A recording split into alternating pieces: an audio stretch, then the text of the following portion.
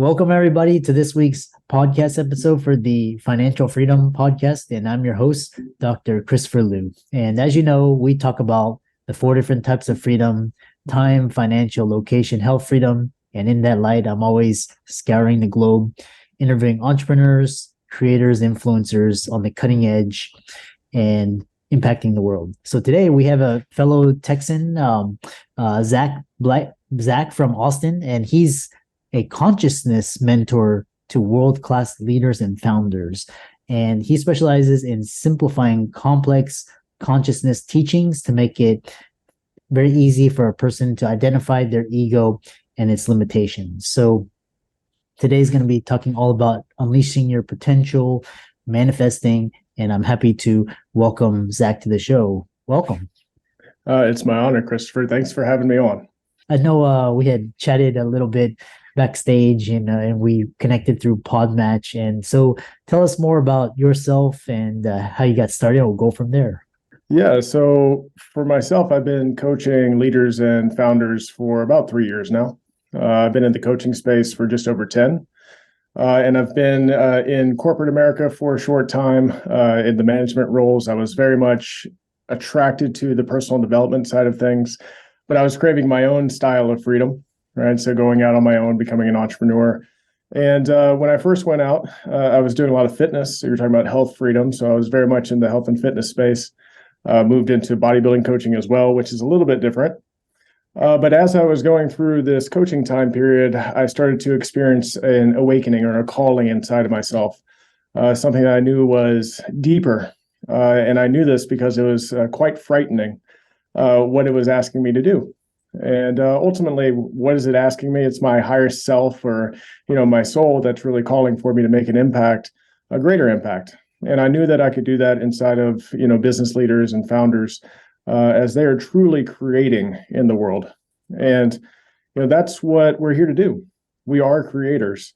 And sometimes it's very hard to believe that because we have been raised, I like to say that victims have been raising victims for generations. So through all this environmental influence, through our own way of being, through our ego, which is something that you spoke about, we are here to overcome victim consciousness. And once we can do this, we can truly realize and know in our hearts and our being that we are the creator and the cause of everything in our life. Something drastic starts to switch inside of people, and this perception shift really starts to accelerate results in their life and then the success and the fulfillment that they're after. Yeah, very. I was talking to a couple of fellow entrepreneurs, and they're just talking about how society is just programmed mostly through propaganda, mass media, to basically fail. And so we'll get into it. What is victim consciousness? What is that? So victim consciousness in the very simplest form would say that it's not my fault and everything is happening to me, right? So there's a lack of responsibility, and also there's a lack of meaning in their life. It's like you're just here by chance, and everything else that's happening to you is not anything that you're creating. It's what everybody else is doing to you. Now, the depth of this can get very, very, very deep in the understanding of it. Because if I were to give you another distinction, it's anytime you think that you aren't infinitely powerful. Mm-hmm. So now we can start looking at the ego and seeing, well, where is that taking away from my power, my belief in myself? If a marker, and this is when I'm guiding, the clients that I guide, we say that, look, clarity and self-belief to us are the number one and number two, or 1A, characteristics needed for success and rapid success. So if you're clear, but then you don't believe that you can create what you're clear about, you're going to sabotage yourself. If you have belief, but you have no idea what you want to create, you're going to sabotage yourself. You have no direction. It doesn't matter. So these two go hand in hand.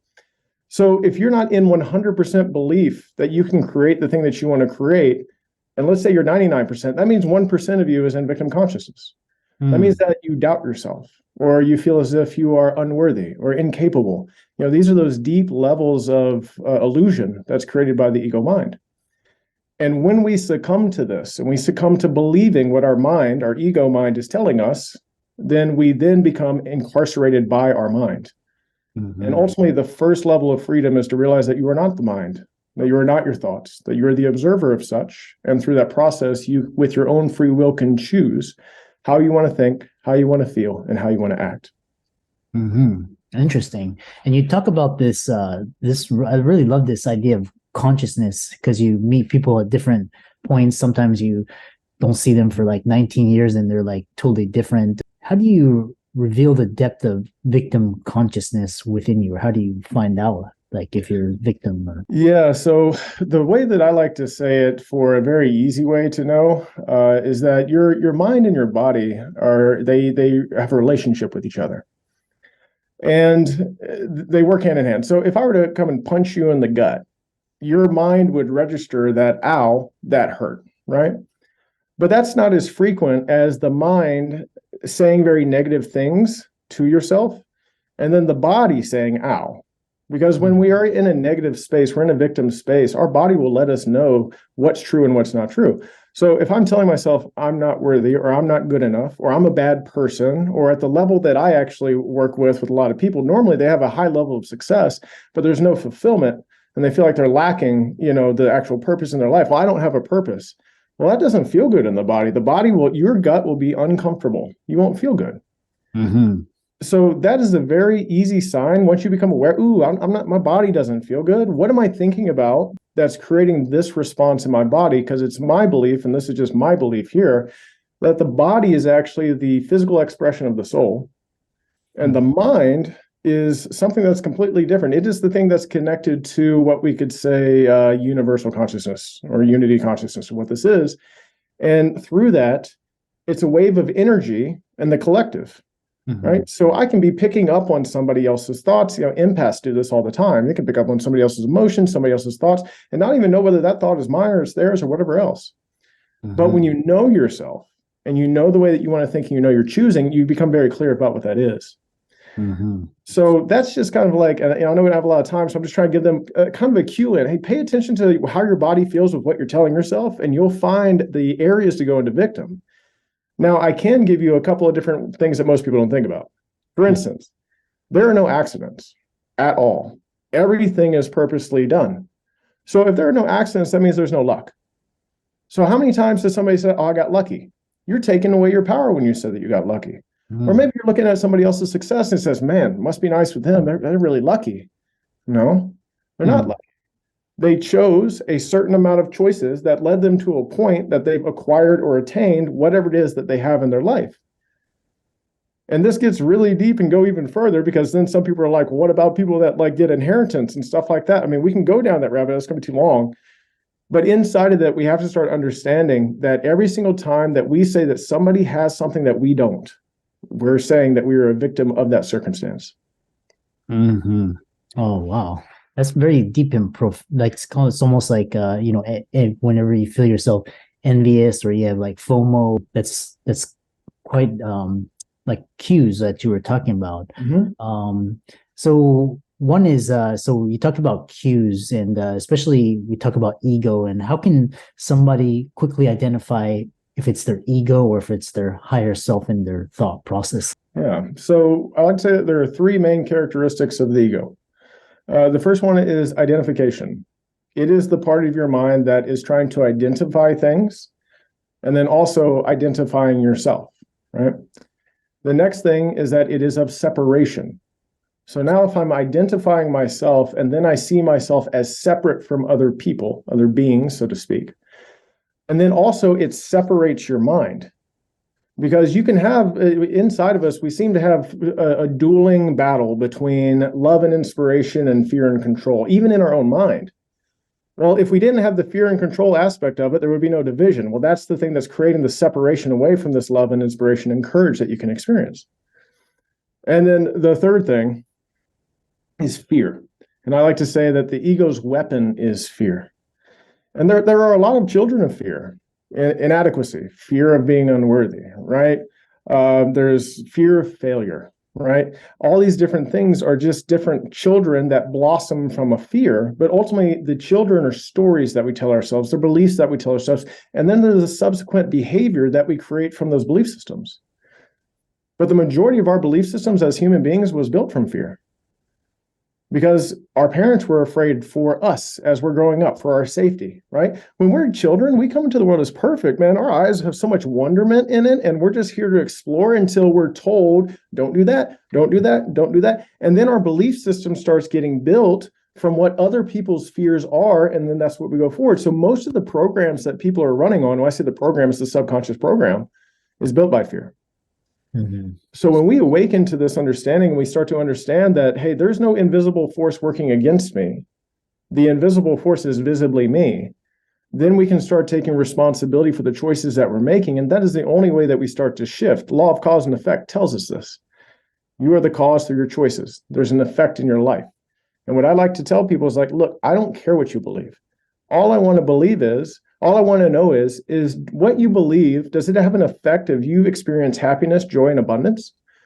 And if it doesn't, why would you believe it? So it's just about creating very sharp distinctions in people's minds that awakens them to a different perception, a different way of being. And it's not my perception, it's the perception that serves you. Yeah. And as we talk about these thoughts, in the perception, beliefs and values, some of this is tied to, emotional trauma. And how do you, some strategies to quickly shift your subconscious and also steps to healing? Yeah, so I would go with the steps to healing first, because you really have to go and do the inner work, self-discovery, self-exploration, becoming aware of things. So with that, I say that there's three basically basic steps of healing.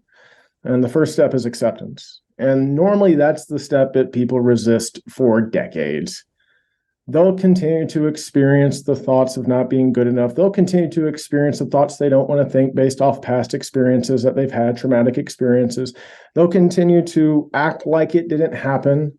I mean, for myself, I was addicted to pornography for 16 years, and it took me 16 years for me to admit I had a problem, even though inside of me, I knew I did, but I couldn't admit it. So that's acceptance, right? So once we move through the resistance, which is created by all sorts of fears, fear of loss, fear of being not good enough, all these different fears are what create the resistance.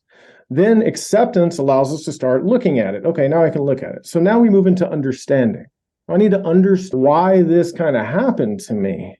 And also, how did this benefit me? How does this serve me in this moment?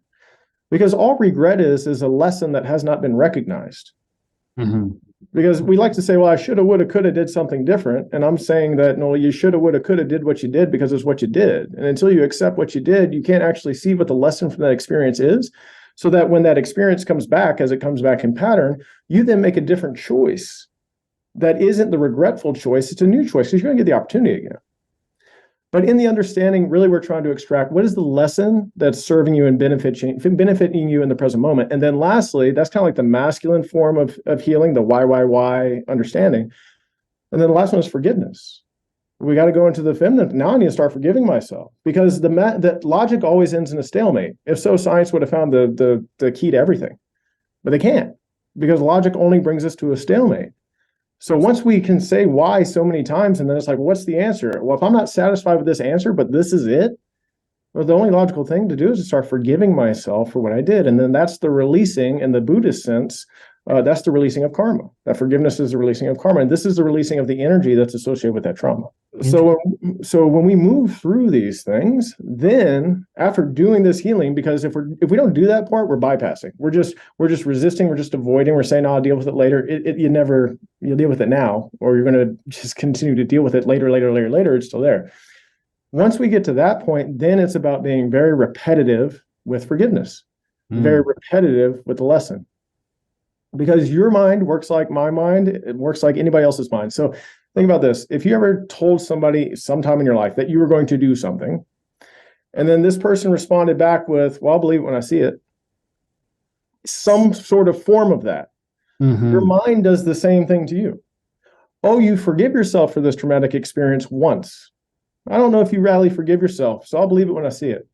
And then it brings the experience back forward again. And then you forgive yourself again. And it's like, okay, well, maybe you are going to forgive yourself, but you know what? I'm going to try again. Here's the experience again. And then you forgive yourself again.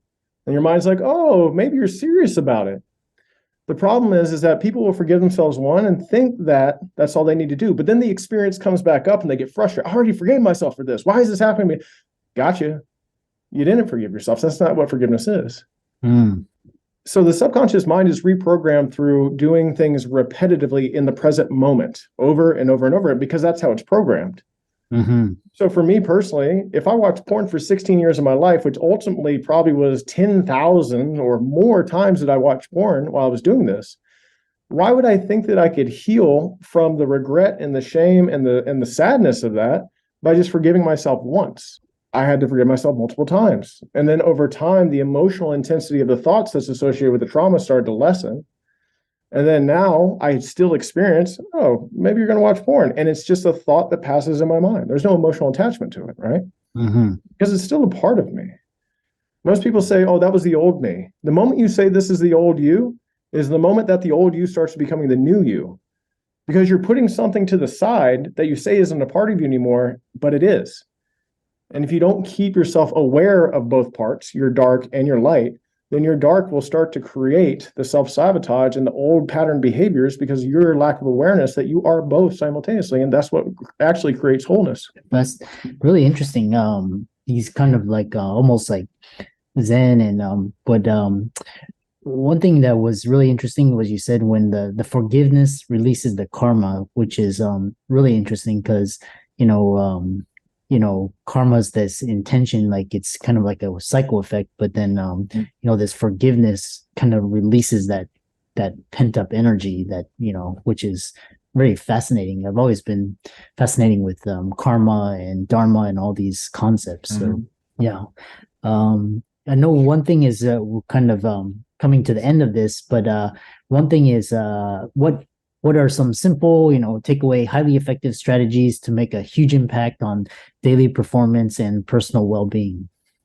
Yeah, being aware of setting intention. I can't remember who said this, but they said every intentional act is a magical act, and that is very true. So when I'm working with my clients, we call it consciousness self-mastery. What does that equal? It equals greater performance. It equals greater happiness. It equals greater feeling of abundance. That's what this equals. So I don't call myself a performance coach because this is everything to me. And the reason why I say that is that if you want to increase your performance, set an intention prior to everything that is important to you to do. Before this call, and we were together, I set an intention. My intention is to show up like X, Y, and Z. Just by bringing my intention into my conscious awareness, well, now I have a guide of how I want to be on the call with you. Mm-hmm. My intention was to show up in love, courage, and transparency. And that's what I've been here for. Mm-hmm. So when I have clients, for instance, that, hey, I'm about to do a big presentation, cool, set an intention prior to that. And then also the second thing that's very valuable is visualizing the experience and how you want to show up in the experience. Because our subconscious mind doesn't know the difference between what we visualize and what we experience in real life. So if I have, for instance, a client in that same way that's saying, oh, I'm going to have a big presentation today, I'll say, okay, that morning, I want you to visualize the room. I want you to visualize the people that you know are going to be in the room. I want you to actually see if you can smell it. If you've been in that room before, what does it smell like? What does it feel like to be there? And then I want to visualize yourself just crushing your presentation the entire time. You're practicing. Your mind doesn't know you're practicing. Your mind doesn't know the difference whether it's in person or not. So you're actually practicing while you're sitting in your seat.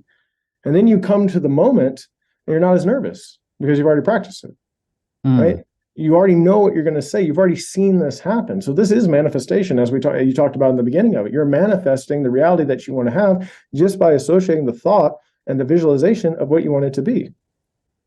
Ultimately, it's my belief that we create just like the creator or God created this universe. You can think about this universe as a thought of God, right? A mental projection of God, boom, universe. Well, how do we create? From mental projections in our mind, and then we create the reality that we want to live in as well. So we are co-creators in this way.